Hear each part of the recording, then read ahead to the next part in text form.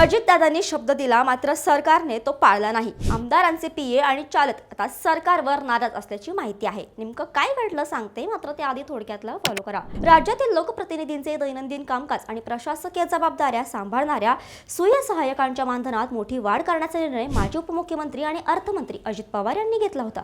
एवढंच नाही तर 2025च्या पावसाळी अधिवेशनादरम्यान अजित पवार यांनी या मागणीचा गांभीर्याने विचार केला होता. महागाईचा वाढता आलेख आणि मुंबईसारख्या शहरात राहण्याचा खर्च पाहता स्वयं सहाय्यकांचे मानधन 30,000 रुपयांवरून 40,000 रुपये, तर आमदारांच्या चालकांचे मानधन 20,000 रुपयांवरून 30,000 रुपये करण्याचा प्रस्ताव विचाराधीन होता. अजितदादांच्या या प्रस्तावावर सकारात्मक भूमिका घेत अर्थ विभागाला आवश्यक त्या सूचना दिल्या होत्या, ज्यामुळे हजारो कर्मचाऱ्यांच्या आशा पल्लवित झाल्या होत्या. मात्र 28 जानेवारी 2026 रोजी झालेल्या त्यांच्या निधनामुळे आता चित्र बदललं आहे. अर्थ विभागाने चक्क आर्थिक टंचाईचे कारण पुढे करत ही फाईल थंड बस्त्यात टाकली आहे. मुंबईसारख्या महागड्या शहरात तुटपुंज पगारावर काम करणाऱ्या या कर्मचाऱ्यांचे आता अजितदादांच्या जाण्याने मोठे नुकसान झाले आहे.